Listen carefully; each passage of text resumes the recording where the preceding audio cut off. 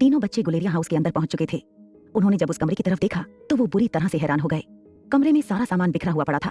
कमरे को देखकर ऐसा लग रहा था जैसे किसी ने जानबूझकर कमरे का सामान बिखेर दिया हो। अलेक्जेंडर ने तभी कमरे के अंदर घुसते हुए कहा, बूढ़े बाबा आप कहाँ हैं? देखिए हम आपसे मिलने आए हैं। अलेक्जेंडर के पीछे पीछे रिया और आर्यन भी कमरे के अंदर आए, मगर उन्हें बूढ़े बाबा कहीं भी नजर नहीं आ रहे थे। कमरे की हालत बुरी तरह से बिगड़ चुकी थी। ये देखकर रिया बुरी तरह से डर गई। उसने घबराते हुए कहा, बूढ़े बाबा यहाँ नहीं है, अब मेरा क्या होगा? मेरी प्रॉब्लम का सलूशन उनके पास था। कहते हुए रिया जोर जोर से रोने लगी। रिया को इस तरह से पैनिक करता देख आर्यन और अलेक्जेंडर घबरा गए और वो रिया को समझाने लगे। तभी अचानक से रिया के सामने एक खंडर बन चुके कमरे में साया दिखाई पड़ा। उस साय को देखते ही रिया चिल्ला पड़ी, बूढ़े बाबा ये आप है क्या? रिया की आवाज सुनते ही अलेक्जेंडर और आर्यन भी हैरान होकर उस तरफ देखने लगे। उन्हें भी वहाँ एक साया दिखाई पड़ा। दोनों अभी कुछ सोच विचार करते इससे पहले ही रिया उस साय की तरफ जाने लगी। रिया ने उस कमरे से अपने कदम बाहर निकाले ही थे कि उसने देखा कि वो साया वहाँ से जा रहा है। सामने की तरफ की दीवार टूटी हुई थी, वो साया उसी तरफ पड़ रहा था। रिया ने जब ये देखा तो वो चिल्ला पड़ी, बूढ़ी बाबा रुक जाइए, हम आपसे मिलने आए हैं, प्लीज हमारी बात सुनिए। कहते हुए रिया भी उसी ओर जाने लगी। वहीं आर्यन और अलेक्जेंडर रिया को पीछे से रोकने की कोशिश कर रहे थे। एक मिनट रिया रुक जाओ। मगर रिया तो जैसे कि अलेक्जेंडर और आर्यन की बात सुन ही नहीं रही थी। इसी बीच वो साया दौड़ने लगा। उसे इस तरह से भागता देख रिया भी चिल्लाती हुई उसके पीछे भागने लगी। अलेक्जेंडर और आर्यन ने जब रिया को इस तरह दौड़ते हुए देखा तो वो भी उसे रोकने के लिए उसके पीछे पीछे भागने लगे। इधर दूसरी तरफ चीफ सिक्योरिटी ऑफिसर ने जब बच्चों की चीखने चिल्लाने की आवाज सुनी तो वो घबरा गया। उसे लगा कि कहीं कुछ गड़बड़ तो नहीं हो गई। जैसे ही चीफ सिक्योरिटी ऑफिसर के मन में ये ख्याल आया, वो दौड़ते हुए उस कमरे की तरफ जाने लगा जहाँ पर बच्चे थे। एक तरफ जहाँ ये सब चल रहा था तो वहीं बेहोश अनिका अभी भी उसी जगह पर पड़ी हुई थी। धीरे धीरे ठंड पड़ती जा रही थी और तो और अनिका के आसपास कोई नहीं था। वो पूरा इलाका सुनसान था, मगर अचानक से आसमान में पक्षियों का झुंड दिखाई देने लगा था। रात के इस वक्त उस जगह पर सारे पक्षी एक के बाद एक आवाजें निकाल रहे थे। तभी अचानक से वहाँ आसपास की झाड़ियां हिलने लगी और अजीब अजीब सी आवाजें आने लगी। ऐसा लग रहा था मानो कोई था जो अनिका के आसपास था। इसी बीच एक बेहद ही खतरनाक और जहरीला किंग कोबरा सामने सड़क की तरफ से अनिका की तरफ आने लगा। उसकी आंखों में अनिका की छवि साफ साफ दिखाई दे रही थी। ये किंग कोबरा अनिका को ही देखते हुए रेंग कर अनिका के पास आ गया और उसके सिर के पास बैठ गया। इन सब के अलावा अब भी आसपास की झाड़ियों में हलचल पैदा हो रही थी और तरह तरह की आवाजें आ रही थी। अनिका इन सबसे अनजान बेहोश पड़ी हुई थी। वक्त के साथ झाड़ियों में हलचल बढ़ती जा रही थी। थोड़ी ही देर में अनिका के पास बैठा वो किंग कोबरा रेंगते हुए सामने घनी झाड़ियों की तरफ जाने लगा। उसे आने वाले खतरे का अनुमान हो चला था। अब पक्षियों का शोर और झाड़ियों में हलचल और भी ज्यादा बढ़ गई थी। इसी बीच आसमान में मौजूद वो सारे पक्षी अचानक वहां से जाने लगे, मानो उन्हें भी कुछ आभास हो गया हो। वहीं इधर दूसरी तरफ इंस्पेक्टर गिरीवाल इस वक्त अपनी जीप पूरी रफ्तार में एक सुनसान सड़क पर भगा रहा था। रोहित चुपचाप जीप के अंदर बैठा हुआ था। उसे इस तरह से चुप बैठा देख इंस्पेक्टर गिरीवाल ने पूछा, साहब वैसे जो भी कहिए बहुत अजीब हो गया है सब कुछ, कब क्या घटना घट जाती है पता ही नहीं चलता। तभी रोहित ने इंस्पेक्टर की तरफ देखकर कहा, तुम ऐसा क्यों कह रहे हो इंस्पेक्टर, तुम्हारे साथ ऐसी क्या घटना घटी? तभी इंस्पेक्टर गिरीवाल ने फ्लो में कह दिया, अरे साहब आपको क्या पता, अभी कुछ दिन पहले ही मेरे साथ क्या हुआ, ऐसी मुसीबत मुझ पर आई थी कि मैं क्या ही बताऊं। इसी बीच अचानक से इंस्पेक्टर गिरीवाल को ये ख्याल आया कि उसने जल्दबाजी में वो बात कह दी थी जो वो रोहित को नहीं बताना चाहता था।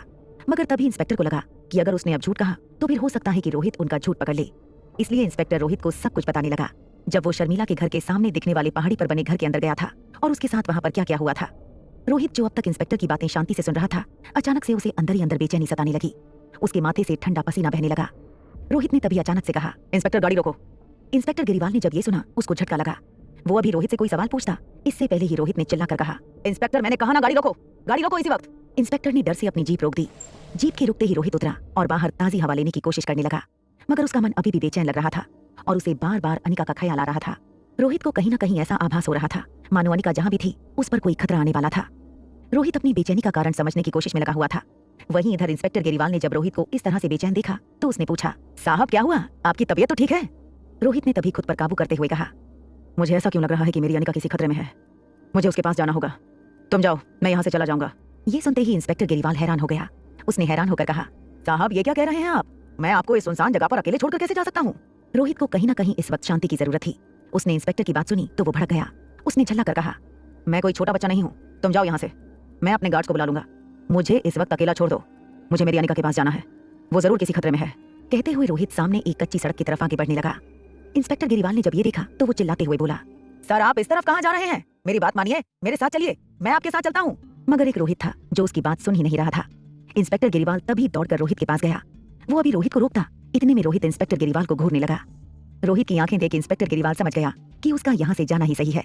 इंस्पेक्टर गिरीवाल जानता था कि उसके सामने जो शख्स खड़ा है वो शहर का बहुत बड़ा और रईस आदमी रोहित मारवा है, जिसके सामने हर खतरा छोटा है। उसने रोहित को अब कुछ नहीं कहा और जीप को स्टार्ट करके आगे बढ़ गया। इंस्पेक्टर गिरीवाल के जाने के बाद अब रोहित उसी सड़क पर आगे बढ़ने लगा और सोचने लगा कि उसे एक बार अनिका से बात करके कंफर्म करना चाहिए कि वो सही सलामत है या नहीं। रोहित अनिका को फोन लगाने लगा, मगर अनिका फोन नहीं उठा रही थी। ये देख रोहित को अनिका की फिक्र सताने लगी। वो कुछ ज्यादा ही परेशान नजर आने लगा। वो कुछ सोचता हुआ उसी रास्ते पर आगे बढ़ने लगा। साथ ही साथ रोहित अपने चीफ सिक्योरिटी ऑफिसर का भी फोन ट्राई कर रहा था, मगर वो भी फोन नहीं उठा रहा था। एक तरफ रोहित अपने चीफ सिक्योरिटी ऑफिसर को फोन लगा रहा था, वहीं दूसरी तरफ चीफ सिक्योरिटी ऑफिसर जब भागकर उस कमरे में आया तो उसने वहां पर बच्चों को नहीं पाया। वो कमरे में बच्चों को न देखकर बुरी तरह से परेशान हो गया। वो यही सोचने लगा कि आखिर बच्चे गए तो गए कहाँ। इसी बीच अचानक से अलेक्जेंडर की आवाज उसके कानों पर पड़ी, जो रिया को भागने से रोक रहा था।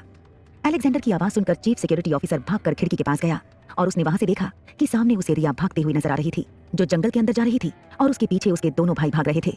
चांद की हल्की हल्की रोशनी में तीनों चीफ सिक्योरिटी ऑफिसर को नजर आ रहे थे। चीफ सिक्योरिटी ऑफिसर ने जब तीनों बच्चों को इस तरह जंगल के अंदर जाते हुए देखा तब उसका दिल तो बैठ ही गया। तभी अचानक से वो भी कमरे से निकल गया और सीढ़ियां उतरने के बाद बच्चों के पीछे जाने लगा। वहीं इधर रिया, जो सबसे आगे भाग रही थी, उसे अपनी आंखों के सामने वो साया भागता हुआ नजर आ रहा था। वो लगातार चिल्लाए जा रहा था, रिया मेरे पीछे आओ, अगर तुम अपनी परेशानी का समाधान चाहती हो तो मेरे पीछे भागती रहो। रिया ने जब ये सुना उसने सोचने समझने की कोशिश तक नहीं की और अपनी रफ्तार बढ़ाकर दौड़ने लगी।